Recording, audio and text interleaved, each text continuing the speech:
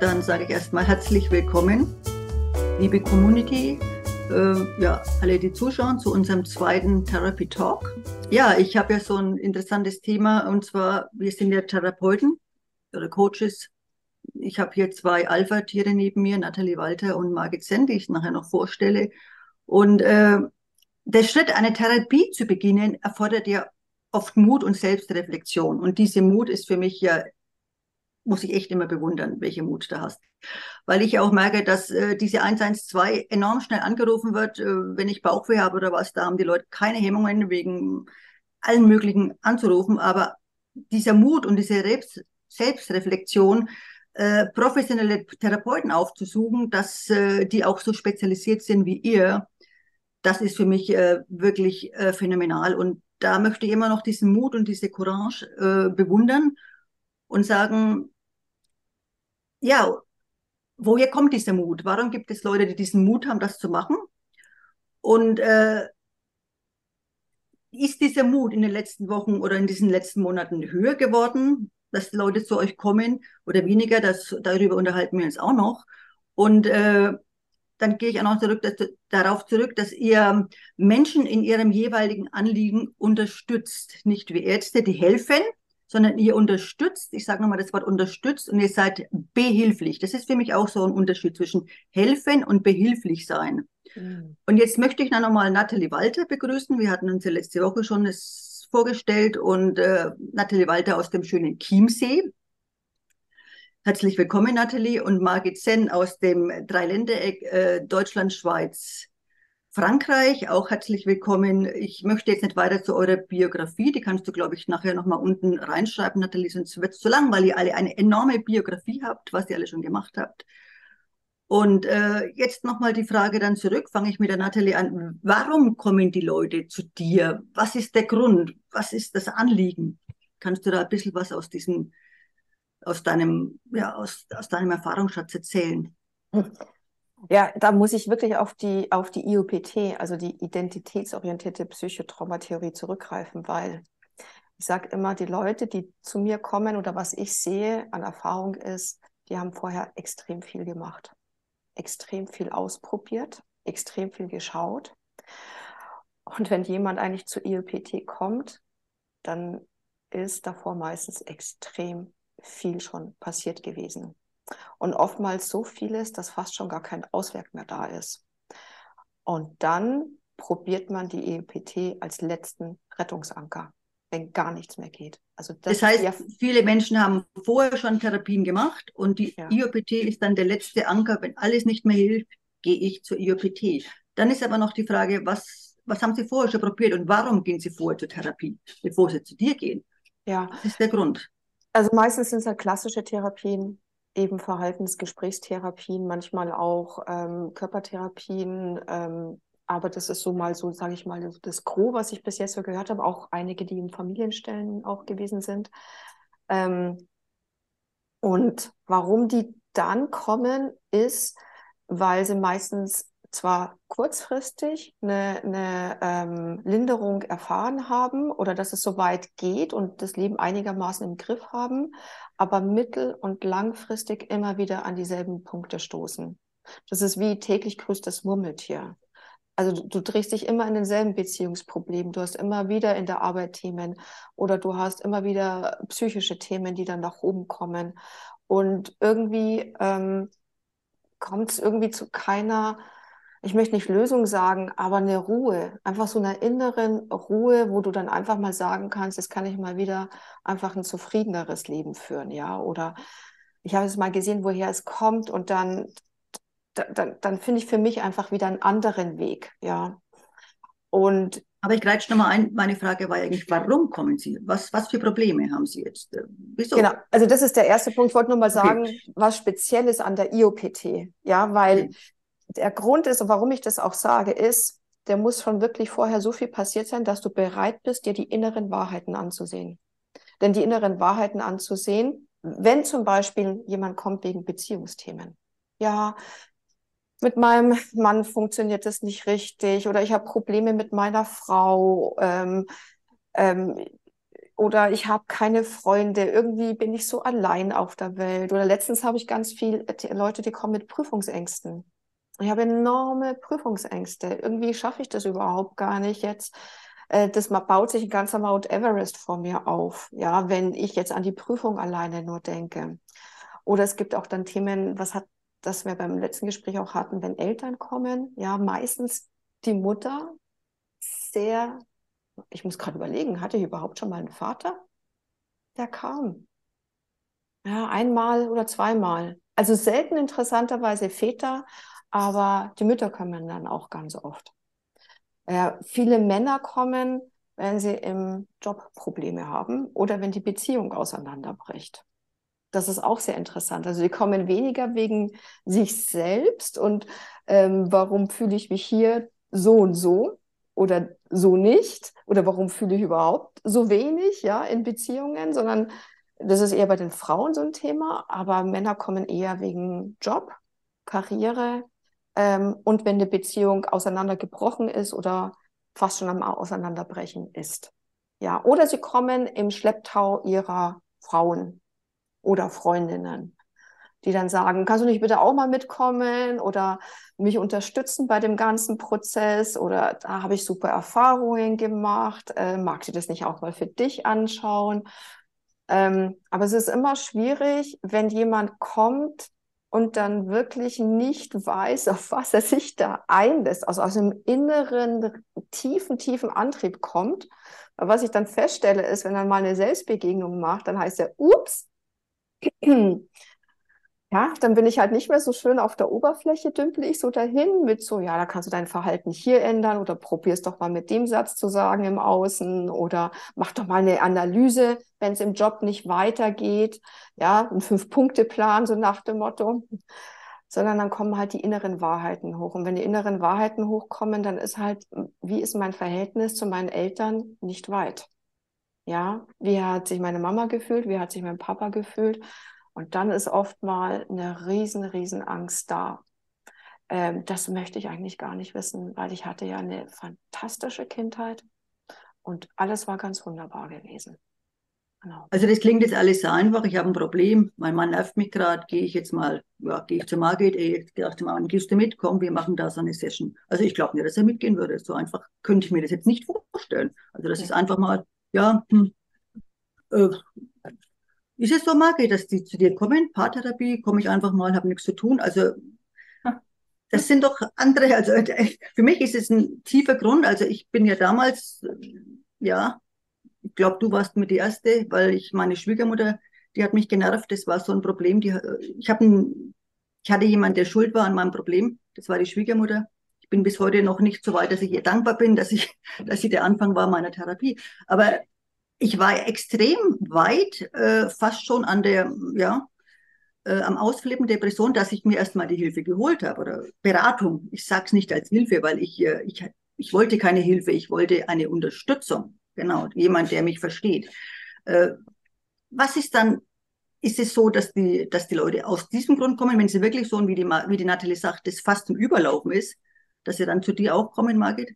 Oder wie Also ist ich, deine Empfindung? Wann kommen die? ja, ich finde es gerade total genial, wie es die Nathalie da jetzt da dargelegt hat. Oder? Ich habe da nur mal ganz kurz eben, wir werden ja da immer wieder überrascht von dir, Inge, mit der Frage. Und ich habe so die Hauptfrage so mitbekommen, ja, wer kommt dann eigentlich? Dann habe ich gedacht, wer kommt da eigentlich? Und bin gerade froh, hast du mit Nathalie angefangen, weil die hat es wirklich sehr gut zusammengefasst. Das stimmt nämlich wirklich. Also das Fass ist irgendwo schon am Überlaufen. Und so ist es eben auch mit den Partnern. Und leider ist es dann eben schon fast wie ein Ticken zu spät, wenn die dann irgendwie vielleicht mal dann eben gerade zu zweit dann IOPT entdecken. Und das tut mir dann irgendwie so extrem leid, weil dann ist es ja nicht die Methode, weil auch IOPT braucht ja auch seine Zeit. Gerade weil ja der Ansatz ein ganz anderer ist als jetzt vielleicht ein Coaching oder eine Gesprächstherapie, wo man dann vielleicht irgendwelche Anker mitgibt, wo dann vielleicht mal kurzfristig helfen. Aber das sind ja dann schon Leute, die ja kommen, weil dann eben diese kurzfristige Helferei dann eben seine Limiten erreicht hat. Also es bedeutet, wenn man dann sich für IOPT, also wenn man sich in IOPT einlässt, dann heißt das auch, es ist ja ein Arbeiten an sich selbst, respektive es ist ein Aufweichen verhärteter Strukturen, Aufweichen des Schutzes, den wir uns ja eben über diese Jahre ja angelegt haben. Und da kommen wir nochmal zurück zum letzten Mal, wo du gesagt hast, bei den Kindern, gell, da passiert schnell was, ja, weil die haben sich noch nicht so einen riesen Schutzmantel eben angelegt. Und ja, und wenn die Personen dann älter sind, dann, ja, dann hilft eine IOPT-Session dann nicht unbedingt gerade sofort und schon gar nicht, um ein Partnerschaftsproblem zu lösen. Aber nochmal auf das Wort Unterschied. Ihr seid den Leuten behilflich, das heißt, ihr unterstützt sie, damit sie sich selbst helfen. Ihr unterstützt sie mit ihrem Selbstwert, ihren Ressourcen. Ihr helft ihnen schon, aber nicht so wie ein Arzt, der es irgendwelche Medikamente gibt, sondern euer Thema ist unterstützen und behilflich sein. Also die meiste Arbeit sollte der Anliegeneinbringer oder der Patient selbst tun. Das ist für mich ein enormer Unterschied. Ist es das, warum viele Leute eben so eine Hemmschwelle haben, zu euch zu kommen, generell, weil sie möchten, dass man ihnen hilft und nicht, dass sie die Arbeit selber machen wollen? Ist das auch so ein kleiner Unterschied? Ich würde sogar noch tiefer gehen. Mhm. Es ist ja eine Selbstbegegnung. Das heißt, du kommst mit dir selber in Kontakt, mit deiner inneren Stimme, Mhm. mit deinem inneren Kind. Und es ist natürlich toll, so ein Schlagwort zu haben, ja. Komm bei dir selber an, erkenne dich selbst und was es da alles noch für schöne Worte gibt. Aber nochmal wieder, genau, Theorie und Praxis. Das eine ist, lese ich drüber und sagt mir jemand, wie es funktioniert. Oder stehe ich mir mit meinem Ich, was ja auch so zentral ist in der IOPT, ja, gegenüber. Und dann stehe ich da und dann scheiß dem anderen. Fuck. Ich fühle nichts. Kommunikation kriege ich auch nicht hin. Und was das Gegenüber mir sagt, so toll finde ich das jetzt auch nicht unbedingt, ja. Wenn dann Gefühle hochkommen, Erinnerungen hochkommen oder wenn dann auch mal gesagt wird, du Schnuckelchen, aber den Pfad, den du gerade lang gehst, den finde ich jetzt gerade nicht so toll. Ja, aber ich habe doch 20 Jahre dafür gearbeitet und die Ausbildung gemacht. Und dann kommt dein Ich und sagt dir, oh, finde ich jetzt nicht so wunderbar, was du da tust. Und das ist jetzt noch nett ausgedrückt. Je nachdem, in welchem Stadium du dich gerade befindest, sind dann die Anteile auch mitfühlender oder aber auch mal schon mal ganz schön auch heftig können die werden. Gerade wenn man so einer Illusion die mal so richtig schön ausgeschmückt hat, wie so ein Hollywood-Film, so nach dem Motto. Und dann lebe ich dann ganz wunderbar in meinen Illusionen drinnen, ja, oder versuche extrem noch zu kontrollieren, dass ja nicht Gefühl hochkommt, ja, dass ja nichts hochkommt. Und dann deckel ich das massiv wie so ein Kochdeckel, kann man sich das vorstellen, so ein Dampfkocher, wo, wenn wir dann so ein bisschen den Deckel lüften oder behilflich dabei sind, dann kommt halt dann der ganze Rauch dir entgegen. Und darum ist es eben ein diffiziles Thema bei uns, dass wir uns als Begleiter, also ich mag das Sporttherapeut überhaupt nicht, weil es hat immer so ein Gefälle, ja, von Experte und Laie oder ich weiß und du hast überhaupt gar keine Ahnung, sondern für mich gehört es immer auf Augenhöhe. Also wir sind da, wir gehen neben dir mit. Egal, ob du fällst, egal, ob du zusammenbrichst, wenn du weinst, wenn du auch fröhlich bist, wir sind dann neben dir, wenn du das möchtest.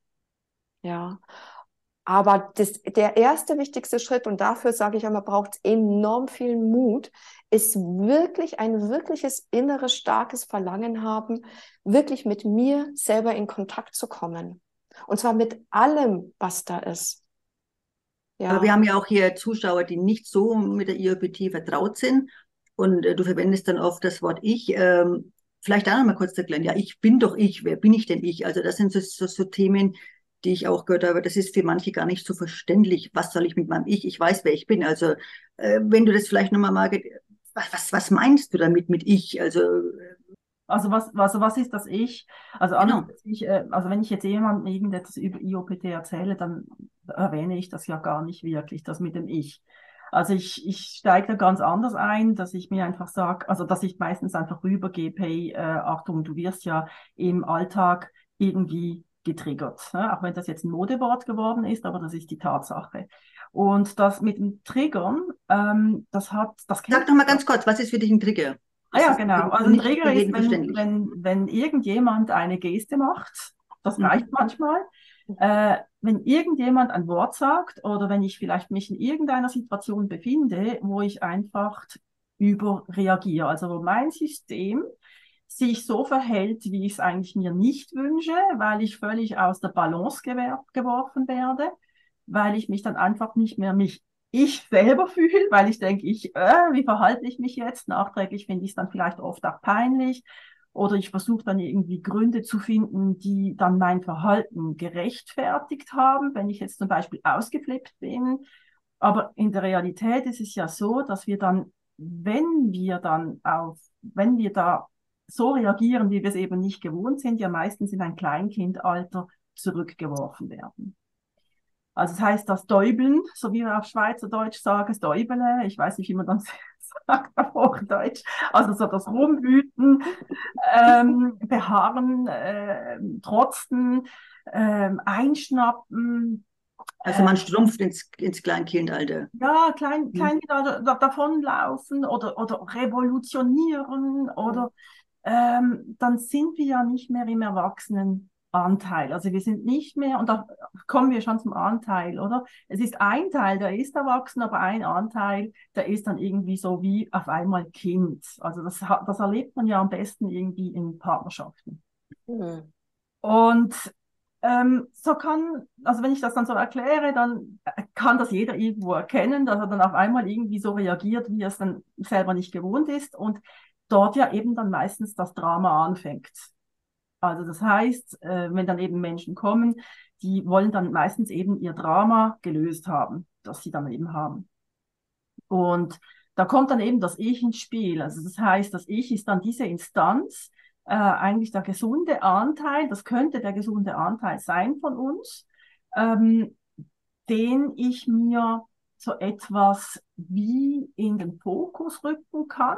Also das ist ja eigentlich, ich sage jetzt mal, der Hauptteil dieses IOPTs. Ich schäle mir meinen Kern heraus, der fähig ist, ähm, immer wie Erwachsener zu werden. Und das wurde mir in gewissen Dingen, Lebenslagen vielleicht eben nicht ermöglicht, weil ich eben einfach traumatisiert wurde. Ich war halt einfach in einer Familie, wo halt einfach immer wieder Verletzungen stattfanden. Und das Ich ist einfach so mein Spiegel, mein Gegenüber, also eigentlich im Prinzip eine Stimme von mir, die einfach dann pro Thema eine stellvertretende Rolle einnimmt, um aus einem Drama herauszukommen. So, also so würde ich jetzt einfach mal so ein wenig zusammenfassen. Und dann ist das natürlich logisch, dass die meisten Menschen unterbewusst extrem Angst haben, weil natürlich, ich glaube, jeder unterbewusst weiß, es gibt eben auch ganz viel, das ich persönlich verdränge. Und das ist so, wo ich mir denke, ja, das ist das, was Mut braucht, weil jeder das unbewusst weiß. Es ist eigentlich vieles eine Lebenslüge, was ich lebe. Mhm. Ja, Und wenn du das aber jemandem sagen würdest, so, dann kommt auch wieder automatisch Scham ins Spiel. Du willst auch nicht unbedingt, ja, halt jemanden jetzt da entblößen oder sowas, oder es wäre eine Unterstellung. Aber das ist so das, wie ich sehe. Also dann könnte man ja ausgehen, weil Franz Robert meinte, wir sind eine traumatisierte Gesellschaft. Kann ja das Wort Trauma mal weglassen, dass jeder im Endeffekt so ein Problem hat. Also auch natürlich wie auch. Gehst du da auch davon aus, Nathalie, dass eigentlich alle, es würde allen nicht schaden, so eine kleine Selbstbegegnung mit dem Ich zu machen. absolut. Weil, und da kommt auch wieder die Theorie ins Spiel. Ähm, weil, was passiert dir denn in den ersten 9 Monaten? Was passiert dir in den ersten 9 Monaten, wo du ja 1:1 bist, verbunden bist, im Mutterbauch? Ja, wie bist du gezeugt worden? Liebevoll, das mit Absicht, dass du da sein solltest, oder war es ein Unfall? Weil Vielleicht waren die Eltern verheiratet, vielleicht hat man sich nur kennengelernt. Wir haben ja jetzt gerade hier die ganzen Frühlingsfeste laufen und Sommerfeste laufen und das Oktoberfest ist bald hier bei uns in München. Was meinst du, wie viele Kinder da gezeugt werden, ja? Oder damals während der WM, das weiß ich noch, hat man hinterher festgestellt, 9 Monate später kamen mal wieder, war da so ein Babyschub da und dann sind halt viele Kinder gezeugt worden in der Freude und dem Alkohol. Wird halt dann, werden wir da so reingezeugt, ja? Und wir sprechen noch nicht mal von Gewalt, ja, alle die Flüchtlinge, die Kriegserfahrungen jetzt hier haben. Das ist einmal die Frage, wie wirst du gezeugt und wie waren die ersten 9 Monate im Bauch der Mama? Ja, und da peilen sich schon so viele Verletzungen einfach auf mit der Zeit, wo dann dieser wunderbare Kern, dieses wunderbare Sein, ob das jetzt ob man das Ich nennt oder wie auch immer man das dann nennt, dieser wunderbare Kern im Inneren sich wirklich schützen muss. Und dann musst du halt eine Zwiebelschale an Schutz nach der anderen um dich herum bauen, um das, was du de facto bist, so wie du auch immer schon gedacht bist, dass du das noch schützen kannst in dir, diese Schöne, ja. Und dafür braucht es halt dann eben Strategien, die dann darüber gepackt werden. Und die sind mal hilfreich in dem Moment, waren sie hilfreich, aber je älter du wirst, desto weniger hilfreich sind sie dann auch, ja. Weil in dem Fall, ich erkläre das immer so, du kannst natürlich wenn du unter Not bist, ist es okay, wenn du mit dem Hammer gegen die Tür schlägst, damit diese Tür aufspringst. Aber du kannst deinen Lebtag nicht immer einen Hammer benutzen, um eine Tür zu öffnen. Da brauchst du halt dann mal einen Schlüssel. Ja, oder vielleicht muss jemand von außen da einen Code eingeben, dass sich die Tür öffnet. Aber da brauchst du halt, dann hilft es nicht mehr und dann verzweifelst du daran. Und dann wirst du ungeduldig und dann wirst du wieder wütend auf die anderen, weil sie dich nicht verstehen, oder du wirst wütend auf dich selber. Oder dann sperrst du deine Gefühle so weit weg, dass du dann die absurdesten Sachen machen musst, um dich noch zu fühlen. Wie zum Beispiel Ritzen bei Jugendlichen. Ritzen bei Jugendlichen ist nur ein Zeichen dafür, erstens, sehe mich in meiner Not und zweitens, ich fühle nichts mehr. Also versuche ich mir in die Haut reinzuritzen, um nur 2 Beispiele zu nennen, ja. Und das ist halt dann, über die Zeit akkumuliert sich so viel und je älter du wirst, desto mehr Rucksäcke trägst du halt auch mit dir herum. Und Aber da frage ich jetzt mal ganz naiv, ja, ich komme jetzt da, habe ein Problem mit meiner Schwiegermutter, die geht mir am Keks und ich fühle mich da nicht wohl und dann sagst du mir, ja, das kann an deiner Geburt liegen, weil du vielleicht nicht mit Liebe gezeugt wirst, denke ich mal, das habe ich nicht hören wollen, da gehe ich gleich wieder. Also wenn ich jetzt da zu dir komme, Margit, nö, also da habe ich jetzt echt, das ist nicht das, was ich hören will, ne? Die geht mir am Keks, ich will hören, dass du mir sagst, ja, du hast vielleicht recht oder irgendwie dich da, ja, das könnte ich mir zu. Wie Also, holst du die Leute ab? Also, ich weiß es nicht mehr, wie ich dich abgeholt habe, Inge. aber Aber ich ich weiß es glaube, ich noch. hätte dich total erschreckt, wenn ich das gesagt hätte. Wenn ich gesagt hätte, ja, das, ne, so wie du es jetzt gerade erwähnt hast. Nee, also ich meine, die Einladung, die du dann ja machen kannst, ist, hey, komm, wir gucken es mal an. Weil eben, da sind wir ja wieder beim Trigger. Die erinnert dich an was, ne? Also die erinnert Genau. dich an was? An eine Hilflosigkeit vielleicht, wo du dann irgendwie schon mal von früher her kennst und wo du aber vielleicht noch gar keine Erinnerung mehr dran hast. Also ich kann mich erinnern, wie du mich da abgeholt hast, nicht nur bei dir, ich war woanders auch. Erstmal mit einem Verständnis, ich habe Platz für dich, ich habe Raum für dich, schauen wir uns das mal an, ohne Wertung, mit einer Mhm. Empathie. Ich fühlte mich gut aufgehoben. Ja, ich kenne die Natalie nur vom Online. Bei euch, es muss auch loyal sein, ich möchte auch Resonanz mit euch haben. Ich fühlte mich wohl, endlich jemand, der versucht, ja, schon mal versucht, mein Problem zu verstehen, mich in der Richtung, wo ich genervt bin, ob es zu Recht ist oder Unrecht. Ob ich jetzt Recht habe, dass ich die nicht mag oder nicht, ist ja meins. Aber jedenfalls jemand, der mich versteht und mir hilft, das Problem, warum ich die gerade so blöd finde, mit mir zu bearbeiten. Das ist für mich schon mal das Thema gewesen. Mhm. Und es gibt natürlich auch andere Erfahrungen, wo ich dann, ja, da musst dich trennen und du musst dann raus und du musst ausziehen. Dann, ey, super, ne, so schnell geht's auch nicht. Also, Mhm. Ja, wir drum fragen ja nochmal auch den inneren Anteil. Das ist ja das Schöne bei der Selbstbegegnung. Bei der Selbstbegegnung, nehmen wir mal jetzt nur an, du hättest jetzt deine Schwiegermutter da in der Arbeit drinnen und du dich selber auch nochmal drinnen und weiß ich nicht. Und dann siehst du gleich mal, je nachdem, was dein Anliegen ist natürlich, aber es ist jetzt nur ein Beispiel, wie so ein Anliegen aussehen könnte, ja. Ärger mit meiner Schwiegermutter. Dann nimmst du die Schwiegermutter, dann nimmst du Ärger und nimmst du meiner zum Beispiel aus diesem Satz heraus. Und dann guckst du mal in diesem Dialog, was kommt denn dann so hoch? Manchmal ist die Schwiegermutter ein Stellvertreter für irgendjemanden anderen oder vielleicht gibt es tatsächlich einen Riesenkonflikt, ja, der dann aber mehr mit deinem Mann zum Beispiel zu tun hätte, anstatt mit der Schwiegermutter. Was auch immer sich zeigt, das ist jetzt reine Spekulation, was wir hier tun, weil das von Person zu Person anders ist. Und das ist das Schöne, wir holen jeden ab, da wo er in seinem Innersten und als Person mit seiner kompletten Biografie steht. Aber ich kann mich noch erinnern, und das ist nämlich aufgrund meiner vielen Erfahrungen, nicht nur bei euch, auch mit anderen, was ich als sehr, sehr wichtig empfand, jetzt für mich, ich spreche von mir, dass ich mit der Margit und auch mit anderen unheimlich viele Ressourcen aufgebaut habe. Also da ging es dann mit dem eigenen Ich. Das war für mich sowas von wichtig. Und ich sage immer wieder, da es sollte der Fokus sein, dieses Selbstwertgefühl stärken, ob es jetzt bei anderen Therapien so heißt oder Identität oder ich oder was weiß ich. Ohne diesen funktioniert es für mich nicht. Und wenn ich dieses Selbstwert oder diese Ressourcen nicht stärke, bin ich der Meinung, kann ich nicht ins Trauma oder kann ich nicht in diese Arbeit gehen. Und da würde ich den Fokus nochmal etwas verstärken und ich merke es auch bei anderen, dass der Fokus nicht so bei diesen Ressourcen, bei diesem Selbstwertgefühl, wo ich die Meinung habe, dass die ja bei den meisten Problemen so im Keller ist, dass man da erstmal ein bisschen anfangen, sich da aufzuwurschteln. Und das fand ich auch sehr gut bei den Anfangsarbeiten, erstmal das zu stärken, zu stärken. Und wenn da eine Basis ist, dann kann ich anfangen zu arbeiten. Ist das auch so, was ihr so macht? Also ich kenne es ja von der Margit, da weiß ich, dass es so ist. Aber ich merke, dass es jetzt immer ein bisschen mehr vernachlässigt wird in vielen Arbeiten. Was habt ihr da so für eine Erfahrung? Um jetzt nochmal so zu dieser Frage zurück, wo du ja immer, also vorher schon mal gestellt hast, ne, was ist das Ich eigentlich? Und jetzt passt das sehr gut für mich, jetzt darauf zu antworten. Also das Ich, also ein gesundes Ich, ist im besten Fall eigentlich ein neues Modell für uns, so wie wir uns vielleicht liebende, begleitende, kümmernde Eltern hätten vorstellen können.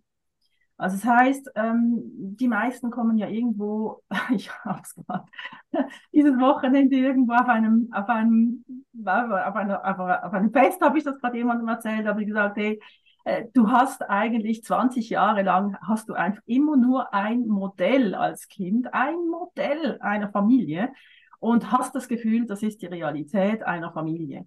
Oder hast vielleicht mal links und rechts deine Freundinnen oder Freunde gesehen, wünschst dir vielleicht irgendwie denen ihre Eltern, aber viel hast du nicht gesehen. Aber trotzdem kreiert man sich daraus wirklich eine dicke, dicke Realität, die eigentlich mit der Realität eben nichts zu tun hat. Und jetzt das Ich ist eigentlich dann, und was du dann eben da jetzt Ressource nennst, könnte eben eine Ressource sein, ist eigentlich im Prinzip so der Punkt, den wir ansteuern, dass wir von diesem kleinen Ich, also wenn wir in dieses Drama reinverfallen, eben klein werden wieder, komisch reagieren, dass wir das einfach mal im ersten Schritt einfach mal sehen, von wo kommt das, wo war die Ursache. Im zweiten Schritt das einfach mal so annehmen können, weil oft hassen wir uns ja auch dafür. Nämlich auch noch recht schwierig, das überhaupt bei sich annehmen zu können. Oh nein, hey, ich bin so peinlich. Ich will das gar nicht, ja, und damit verschwenden wir ganz, ganz, ganz viel Energie, etwas nicht haben zu wollen, was an uns nicht gefällt. Und dann einfach, und da fängt für mich eben die Heilung an, eben die Tür aufzumachen für so, wie ich bin, weil ich ja einen Grund habe, weshalb ich so geworden bin. Und das zu integrieren, diesen Anteil, den ich eigentlich gar nie haben wollte. Also wenn ich jetzt irgendwie jähzornig wäre oder sowas, ja, dann will ich den Teil nicht. Aber da mal eben die Tür aufzumachen, hey, ich konnte ja gar nicht anders. Ich musste ja jähzornig werden aus diesem Grund. Und dann kommt dann auch der nächste Schritt, dass ich dann einfach das auch halten kann.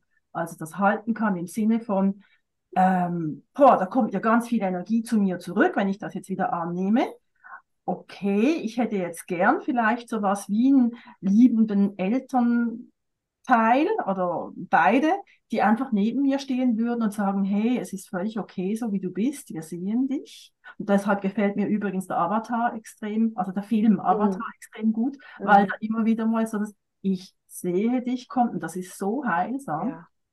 Das heißt, ich sage das dann auch so zu mir, ich sehe dich. Und das heißt, ich bin da, ich begleite mich dann selber und komme da automatisch in einen erwachsenen Teil hinein, in ein erwachsenes Ich. Also das heißt, ich halte mich dann immer wie mehr selber aus mit meinen Gefühlen, mit dem, was ich bin, mit dem, was mit mir passiert ist und stärke dann durch das auch immer wie mehr meinen Ich-Anteil. Und ich denke mir, die hohe Kunst ist dann für jeden Einzelnen einfach wirklich zu erkennen, wann passiert's. Also wann tickt's mich an oder wann triggert's mich an?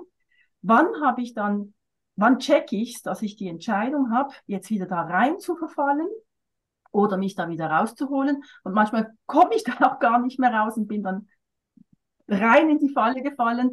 Und das ist dann aber auch kein Drama, finde ich, weil ich dann finde, okay, wenn man dann schon diese Arbeit macht, checkt man es dann früher oder später schon, dass ich da irgendwie wieder so in einem Kleinkindalter war. Und dann kann man retrospektiv kann man dann einfach auch wieder agieren und ja, dann halt einfach wieder Verantwortung für die Situation übernehmen. Und Verantwortung, das ist für mich gekoppelt eben an ein gesundes Ich. Also Verantwortung für mich und ja, für meine Wünsche, für meine Bedürfnisse zu übernehmen. Und dann erst kann ich Verantwortung für die anderen übernehmen, wenn ich das dann wirklich soll. Ja. Also als Eltern sicher schon. Nathalie, du hast ja auch ein Buch geschrieben. Ich glaube, du bist ja auch Autorin von Büchern. Zurück zu meinem Ich, ja, das heißt, oder ich habe das nämlich auch.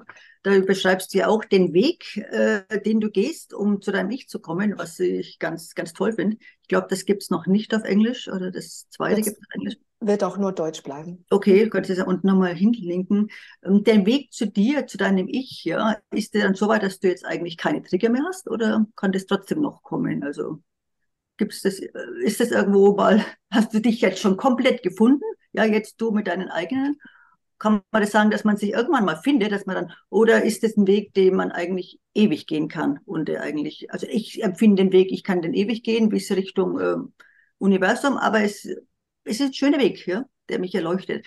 Bist du schon erleuchtet? Hast du schon, oder Schön gibt es wär's, noch gell? Trigger bei dir? Schön wär's. Schön wär's. Mhm.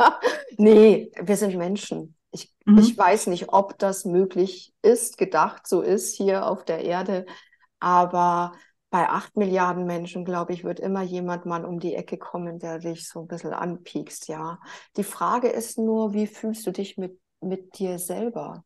Mhm. Also, und das ist das, was ich in dem Buch auch beschrieben hatte, was ja auch beim letzten Mal wieder mit Margrit in der Resonanz, dieses 2018, was für mich so wichtig war, dieses, dieses Gefühl.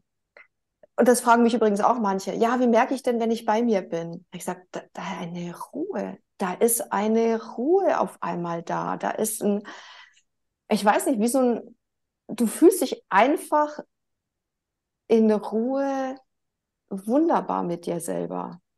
Es ist so schwer in Worte zu fassen, wie sich das anfühlt, wenn du mal mit deinem Ich in Kontakt bist. Und zwar nicht nur einmal, sondern das ist immer und immer wieder. Also ich habe das damals auch. Ich bin so tief verletzt, einmal das nur gesagt zu bekommen, hey Nathalie, du bist toll von deinem Ich. Das konnte ich überhaupt gar nicht annehmen. Das ging überhaupt nicht, ja. Sondern das musste immer und immer und immer wieder, bis das langsam so mein Fass an Wasser, ja, sich langsam auffüllt, weil ich einfach aus einem Nichts schöpfen musste für mich. Da war Verstehe ich das einfach, so, du hast ein Verständnis für dich selbst bekommen, für dein Leid, für deinen Schmerz und das ist wichtig. nein, Ein, weil ein das, das, Annehmen, das nein? geht so tief, das kann ich Mhm. mit Worten nicht ausdrücken, weil Verständnis wäre ja nur hier oben, Gefühl ist Ja. ja nur da, aber das ist, Mhm. ich kann das nicht erklären. Das ist fast schon wie eine spirituelle Erfahrung. Wirklich. Also anders kann ich es in Worte nicht packen. Also du Das, nimmst dich an mit all dem, was du in deinem Leben durchgemacht hast, mit dem Negativen, mit dem Positiven. Du bist so, wie du bist und liebst dich auch. ja, also ich bin Das vor ist ganz allem für wichtig. die Kleine da, die kleine Nathalie. Die kleine Nathalie, die aus dem Nichts irgendwie sich selbst erziehen musste, sich erwachsen werden musste, was auch immer sie alles gemacht hat. Das, ähm, dieses mütterliche Mitgefühl, was vorhin Margret auch gesagt hat, dieses, was du nicht hattest als Mutter und Vater, dieses sowohl mütterliche Gefühl für mich selber zu haben, auch wie auch ein väterliches Gefühl für mich selber zu haben. Und zum ersten Mal halt dann auch durch diese Prozesse, diese Zwiebelschalen, den immer tiefer und tiefer und tiefer zu meinem Kern zu kommen und dann allein auch schon sagen zu können, dass ich überhaupt hier sein darf auf dieser Erde. Dass mir meine Existenz nicht komplett abgesprochen wird, ja. Dass ich auch nicht ständig was tun muss, damit ich überhaupt da sein darf, weil Arbeit macht frei, ja, dieses Dachauer KZ, Entschuldigung. Oder nur wenn du was leistest, dann verdienst du auch Liebe oder Freundschaft oder Partnerschaft oder sowas, ja. Und das hat mal eine andere Kollegin von uns aus Norddeutschland so schön gesagt. Die hat gesagt, wenn du so tief verletzt worden bist, dann hast du immer Wunden und die gehen auch nicht weg. Und dann kann immer jemand kommen und sich daran pieksen. Das ist ein Lebensprozess, ein Lebensthema, ja. Aber ich kann wirklich zum ersten Mal auch sagen, dass ich einfach auch mal das Leben wahrnehme und auch mal Freude im Leben habe, ohne mich ständig immer selbst zu beobachten oder selbst zu kritisieren. Stimmt es jetzt? Ist das jetzt so richtig? Oder wenn ich auch mal getriggert werde, dass ich dann tatsächlich auch mal, das ist wie so eine rapide innere, schnelle Analyse, die dann bei mir abläuft. Ist das jetzt, bei wem ist es? Ist es jetzt bei der Person? Und ich bin jetzt Projektionsfläche, kommt nämlich genauso vor. Da bist nicht an allem schuld. Manchmal stehst du als Projektionsfläche zur Verfügung, ja. Und was läuft da ab? Und dann entscheide ich mich für das eine wie das andere. Und dann gehe ich auch in mich hinein und sage, will ich da jetzt jemandem helfen, ja, was zu erkennen, oder bleibe ich jetzt einfach nur bei mir? Und mich dann auch nicht zu kasteien oder mich selbst zu schlagen, was ich jahrelang echt gemacht habe, weil ich bin jemand, da geht alle Wut, Scham geht nach innen. Also ich bin nicht jemanden, der danach das Außen stark agieren muss, außer mit Worten manchmal, aber es geht sehr viel nach innen. Darum geht es auch meinem Darm schlecht und Magen. Bei mir schlägt das alles auf den Bauch, weil dann bei mir kommt so ein inneres Schlagen und Kasteien. Ah, das hast du wieder falsch gemacht und da bist du wieder nicht richtig gewesen. Hättest du doch so und so reagiert. Mensch, es war schon wieder doof, Nathalie, ja. Das wird es ruhiger und ruhiger und ruhiger und weniger und weniger und weniger geworden. Und jetzt kann ich das besser analysieren und wenn ich dann was finde, dass ich dann nicht gleich immer so extrem auf mich draufhaue, weil das ist das, was ich von außen immer hatte. Da bin ich nicht gesehen worden, da war ich nichts wert. Bei mir war einfach nur, besser wäre, wenn es gar nicht erst da gewesen wäre. Und warum bist du überhaupt da? Und wenn du schon mal da bist, weißt was? Da ist der ganze Schuldzug von den Generationen, ja, den kannst du dann dafür bist du ja wenigstens da. Dann trage mal den ganzen Scheiß von der Vergangenheit, weil dann müssen wir uns Eltern und alle anderen davor noch damit nicht beschäftigen. Dafür bist du wenigstens gut, Nathalie. Ich finde es ja ganz toll, dass man da jetzt hört, dass sich da was bei dir bewegt im Positiven und dass es doch ja, was bringt. Und da wollte ich jetzt dann nochmal die letzte Endfragen an beiden stellen, weil wir uns ja geeinigt haben an eine Dreiviertelstunde. Gibt es bei dir was, Margit, fange ich da mal an, von einem Patienten, einer Patientin, wo du dann im Nachhinein denkst, Mensch, das hat mich so gefreut, die kam da mit dem Problem und ist jetzt so halb, ja, geheilt oder ihr geht's besser. Was gibt's dann? Gibt es da jemanden, wo du sagst, Mensch, das war ganz toll, dass die bei mir war und ich merke, es hat wirklich was gebracht. Ich möchte mal so ein Beispiel, dass man denkt, warum kommt man, bringt es wirklich was, wenn ich dann zur IOPD gehe? Oder gehen die da jahrelang Zeug und das Ja, also speziell bleibt mir da eine Person hängen, die wirklich explizit mit dem Wunsch kam, ich möchte gerne in meinem Alter noch einen Partner haben. Und ja, dann habe ich gedacht, ja, das ist wirklich ein hochgestecktes Ziel, wo man ja nicht einfach sagen kann, Snip, zack, Partner da. Ne? Wie alt war sie denn ungefähr, die Person? Ja, schon über 60, also irgendwo Okay. zwischen 60 und 70. Und ja, da habe ich gedacht, da bin ich jetzt selber gespannt, ne? Weil ich meine, das ist ja eigentlich ein Wunsch, ich glaube, den haben wir, der begleitet uns ja wahrscheinlich ein Leben lang, dass wir ja nicht unbedingt allein sein möchten. Und wenn jetzt jemand allein ist, dann möchte er sehr wahrscheinlich eben auch einen Partner haben. Aber du bist ja keine Partnervermittlung, ne? Genau, Sind wir auch. Okay, gut. Mhm. richtig. Und da war ich ja selber gespannt. Da habe ich gedacht, na ja, also ich bin ja gespannt, was jetzt mit IOPT, ob das irgendwo was passiert oder in welchem Zeitrahmen was passiert oder ob ich das überhaupt mitbekomme, ob was passiert. Und diese Person, die kam regelmäßig jeden Monat und hat wirklich ganz toll eben auch mitgemacht. Und auch da muss ich eben das wieder bestätigen, was Nathalie eben auch schon gesagt hat. Es ist nicht eine Person, die das erste Mal jetzt sich mit sich selber auseinandergesetzt hat, sondern schon einen riesen Packen an Therapien und so eben schon mitgenommen hat und kam aber auch durch das recht schnell in diese Arbeit rein. Und ich glaube, irgendwie so nach der 4. oder 5. Seance kam dann diese Person und hat gesagt, so, und jetzt komme ich mit einem speziellen Anliegen, ich habe jemanden kennengelernt und jetzt möchte ich gerne meine Eifersucht angucken. Weil ich möchte nicht irgendwie jetzt da eben was kaputt machen. Und dann habe ich gedacht, wow, wie schön ist das denn, dass jetzt da eben was stattgefunden hat. Und ich hätte nie damit gerechnet, dass es dann ja so schnell jetzt da gerade so passiert. Und das ist mein schönstes Erlebnis dazu. Also was jetzt eben so diese Zeitspanne betrifft, so wie du jetzt da gefragt hast. Ne?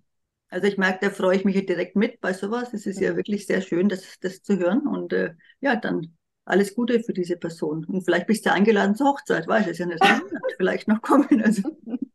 Also mal abgesehen davon, dass mir ja ähnlich ging, gell? Okay. Oh, okay. Oh, also alle, die noch keinen Partner haben, also die Chancen sind sehr gut.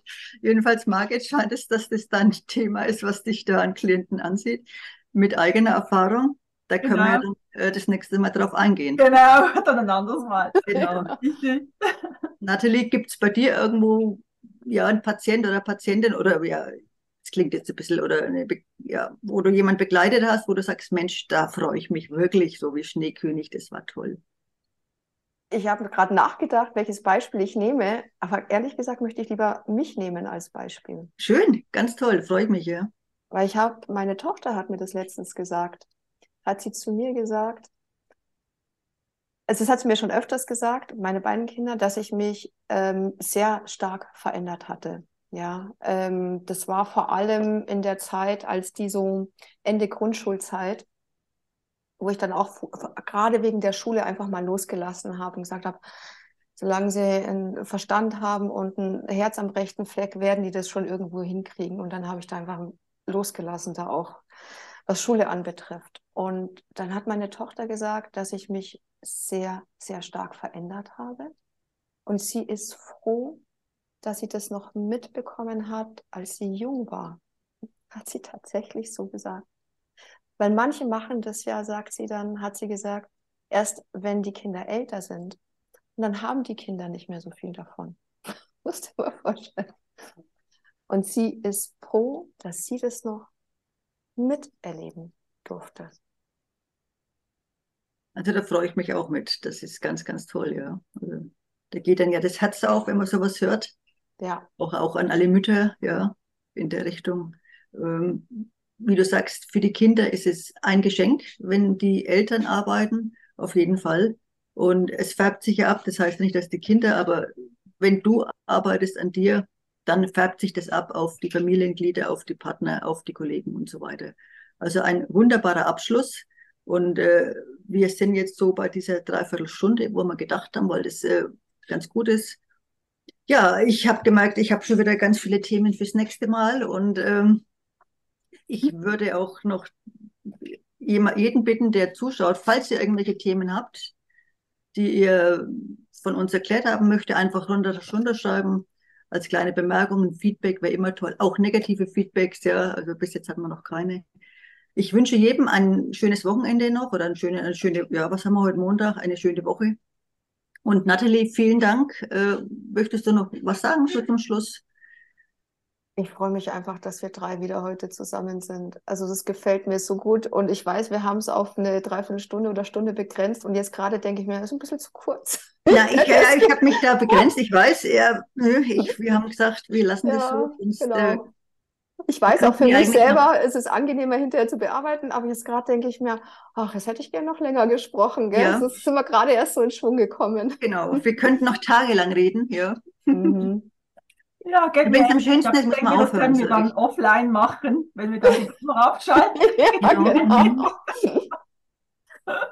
Ja. Also dann hoffe ich, dass wir uns wiedersehen. Ich hoffe auf viele Teilnahme und auf viel Feedback, auf ein großes Feedback und ja, wünsche dann euch allen einen schönen Tag. Bis zum nächsten Mal. Danke. Danke. Vielen Dank, Nathalie. Vielen Dank, Inge. Danke euch.